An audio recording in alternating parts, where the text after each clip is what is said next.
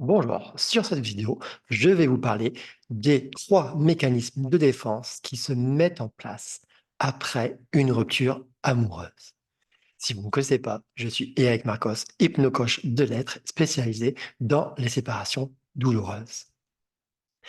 Alors, ces trois mécanismes de défense sont des mécanismes de survie que notre système nerveux met en place tout au long de notre vie et qui s'activent en fait régulièrement, mais encore plus au moment de votre séparation. Et ceux-là vont être en fait les responsables de votre réaction et de vos comportements, de comment vous allez être après la séparation. Et je le vois bien dans les différents commentaires que vous m'envoyez, et je vois justement comment chacun, dans quel état de survie se trouve à ce moment-là. Il faut bien comprendre qu'on a des peurs archaïques. Notre cerveau, il n'a pas pour but de nous rendre heureux, il a pour but de nous protéger. Et son but, c'est de nous maintenir en vie et donc en survie. Et malgré notre évolution, il reste avec des peurs archaïques qui sont l'impuissance, l'incapacité et l'isolement, trois peurs primaires qui en fait amené l'homme préhistorique à la mort si il ne pouvait pas en fait être avec des autres pour assurer sa survie, s'il était incapable de bouger et s'il était dans l'impuissance en fait de faire face à son environnement. Ces trois peurs actuellement, en fait, on va les retrouver dans beaucoup de nos peurs actuelles quand on recherche bien et qu'on creuse un peu. Souvent, derrière les peurs que nous avons, se cache l'une de ces 3 peurs. Et quand on arrive dans une séparation amoureuse, eh ben, justement, vous savez, on a cette impression d'être complètement impuissant face à cette situation et qu'on est incapable de faire quoi que ce soit pour pouvoir changer la situation. Et bien sûr qu'il y a cette peur de l'isolement, puisqu'on se retrouve d'un seul coup, plus dans un mode de couple, mais dans un mode de célibataire et qu'on a l'impression justement d'être isolé.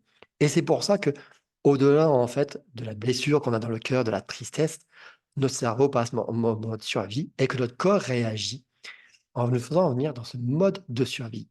Ils sont de 3 types. On va voir d'abord les 2 premiers modes qui sont un mode de défense dans un premier temps, que vous allez pouvoir passer par là ou peut-être arriver directement plus sur le troisième. Mais dans un premier temps, en fait, votre système nerveux, quand il est en sécurité, c'est dans son état normal.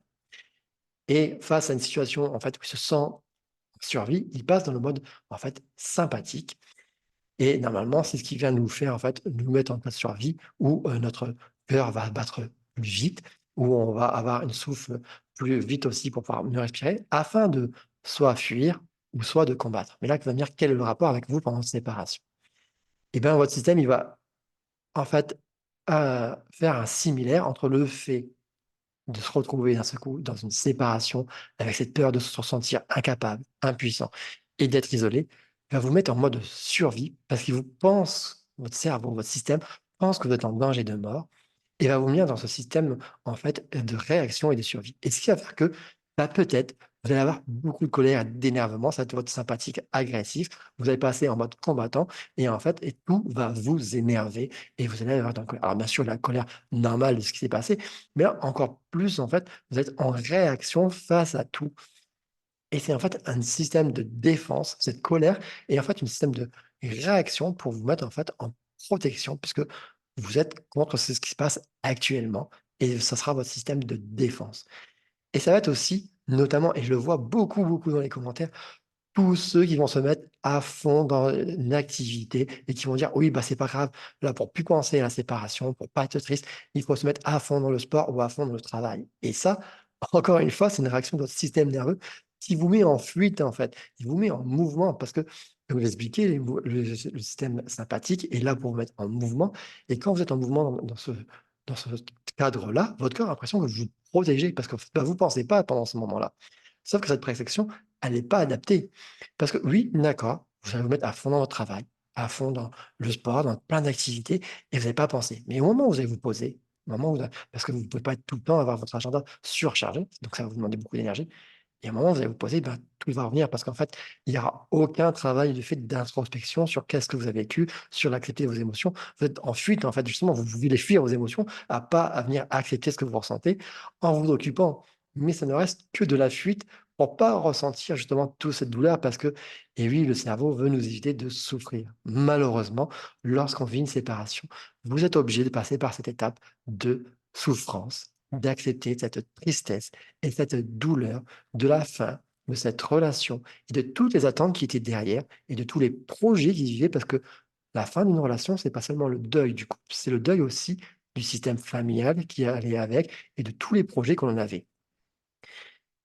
Et souvent, on peut se mettre justement face à cette douleur qui est incompréhensible, à ce choc, à se mettre en fuite et à partir.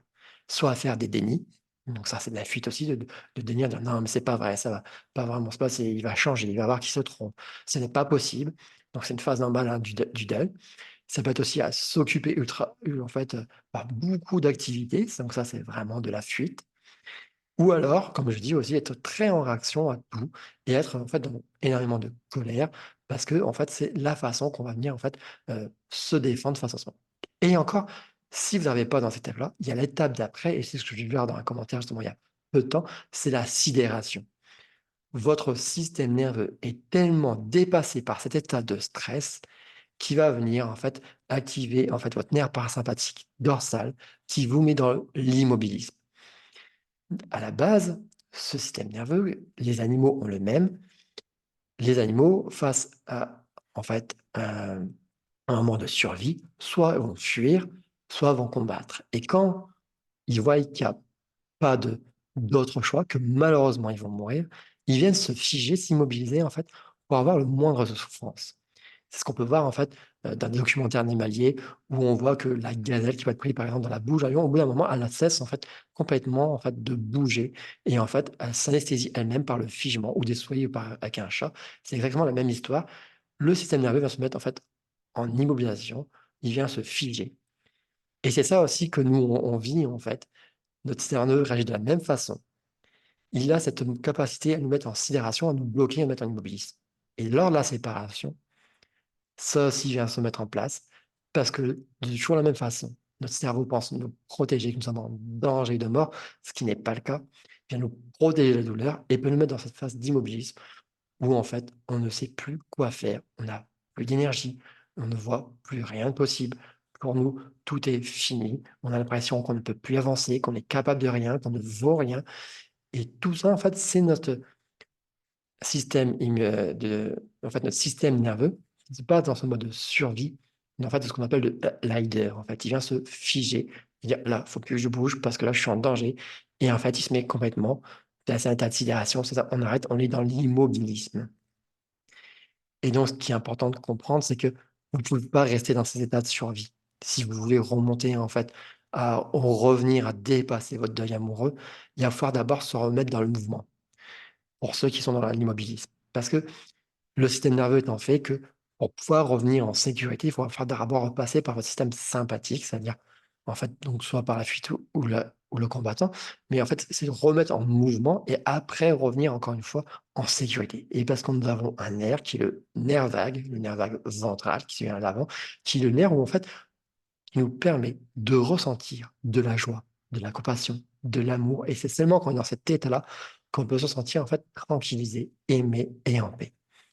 Et ça, c'est des états qui s'apprennent en fait à s'observer comment on réagit et à savoir y revenir dans cet état. Et tout au long de notre vie, on va vivre ces états. Il n'y en a aucun qui est mieux que l'autre. Ces états, en fait, ont tous une utilité parce que, oui, dans la vie, ben, il est utile par moment de savoir prendre la fuite et de ne pas s'obstiner dans un endroit qui pourrait être dangereux pour nous. Et il est utile aussi parfois d'être en mode combattant pour défendre ses idées, ses intérêts ou même défendre sa vie. Et parfois, eh ben, ne pas répondre aussi, ne pas répondre par exemple à quelqu'un qui viendrait nous insulter ou à un groupe qui viendrait rester un peu dans ce figement, peut être aussi une solution. Donc, tous ces états ne sont que des états qui ne sont bénéfiques, mais qui malheureusement viennent souvent se mettre en place dans des moments qui sont inadaptés parce qu'on arrive sur cette peur. Et notamment lors de la séparation, vous allez voir que ces trois états vont venir se mettre en vous. Et si vous allez pouvoir observer et dire, mince, Qu'est-ce qui se passe là? Pourquoi je me sens pas en sécurité? Dans quel état je suis? Est-ce que je suis dans un mode de fuite? J'essaye de faire plein d'activités, en fait, pour pas ressentir la douleur. Est-ce que je suis plutôt dans un mode combat, à venir, à faire, plein de choses, aussi à me surcharger, à bouger, à me dire: «Ouais, il va falloir que je fasse ça, que je fasse un plan, qu'il va falloir que je fasse ça, que j'aille voir un avocat, que, je fasse beaucoup de sport». En vraiment vouloir toujours à être occupé aussi d'une certaine façon. De toute façon, c'est 2 solutions qui vous mettent en mouvement, mais que dès que vous arrêtez et ben, vous voyez que, bah, le moral rebaisse puisqu'en fait, bah, ce mode-là ne vient pas en fait travailler aussi, ni vous permettre de faire votre travail d'acceptation des émotions et de la réalité de la séparation et quand vous êtes figé, bah, là, vous êtes complètement en fait amorphe, plus d'énergie, plus, en mode de pensée parce que, bah, vous laissez quelque part subir en fait ce qui se passe comme si, vous anesthésiez en fait pour ne plus ressentir les choses et l'une des étapes les plus importantes en fait pour faire son deuil amoureux, dans un premier temps, c'est d'accepter ses émotions, d'accepter en fait malheureusement cette douleur qui va avec, d'accepter la tristesse, la colère, les peurs. Mais pour cela, il faut pouvoir les faire en fait en étant en sécurité. Donc à revenir dans ce système vagal, en fait ventral, pour vous dire: «OK, OK, je suis triste, il y a la tristesse et c'est normal. OK, je suis en colère, c'est normal, j'ai des besoins qui n'ont pas été respectés. Ce n'est pas ce que j'attendais de cette relation, ce n'est pas la croyance que j'avais sur le couple, ce n'est pas ce que j'attendais de mon conjoint, ce n'est pas ce que j'attendais de ma vie, de l'avenir. Je ne suis pas d'accord, mais j'accepte que ça se passe comme ça». Et puis il y a toutes les peurs aussi qui vont venir à comprendre qu'est-ce qui est important pour nous, à quoi on doit faire attention. Pareil, à les accueillir, les accepter, mais qui sont en fait que juste là pour nous alerter que toutes les émotions sont à vivre et sont des conseillères, deviennent des messages. Et on peut pas justement rester dans ces modes de survie qui nous viennent un peu contrer à dire: «Oh là, je regarde pas mes émotions, là je bouge, je m'occupe, je fais plein de choses».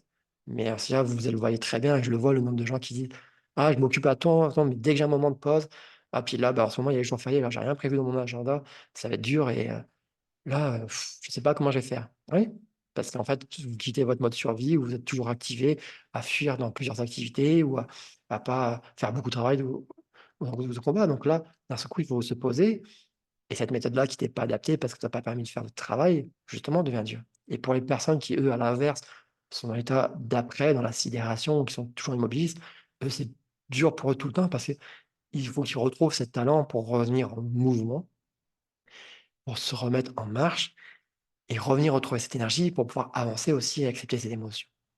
Donc tout ça, bien sûr, ça s'apprend, ça s'étudie. Il y a plusieurs exercices qui sont simples. Il y a un exercice tout simple que je en parle tout le temps à mes clients.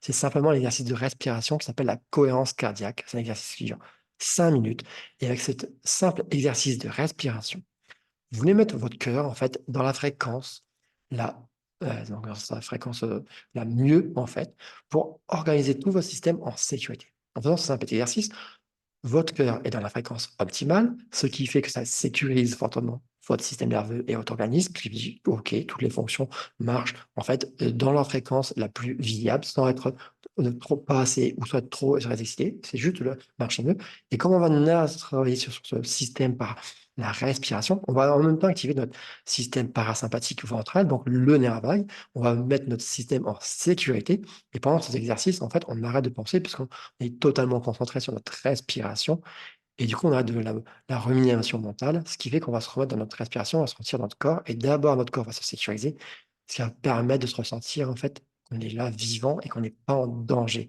Et ça va permettre de cesser la rumination mentale et de revenir dans cet instant présent et de voir qu'on est sécurisé. Il existe bien sûr plein d'autres systèmes, plein d'autres exercices, plein de choses que je vous propose dans mon accompagnement Nouvel Homme, où justement je vous fais voir les différentes méthodes qui peuvent, s'appliquer à vous et comment revenir en sécurité pour pouvoir travailler sur vos émotions et avancer dans votre deuil amoureux. Donc, je vous invite à vous observer. Observez-vous, pendant les jours qui viennent et vous dire: «Ouh là, OK, dans quel état je suis là? Est-ce que je suis dans un mode combat ou est-ce que je suis dans un mode fuite ou est-ce que je suis complètement en fait, prostré, figé?» Et ça, vous allez voir que vous êtes en fait dans un mode de survie. Donc, il faut l'observer et le comprendre pourquoi vous êtes dans ce mode de survie et voir quelles sont les ressources qui vont vous permettre de revenir en mode vie. Voilà, on pourrait en parler encore pendant longtemps. N'hésitez pas si vous avez des questions.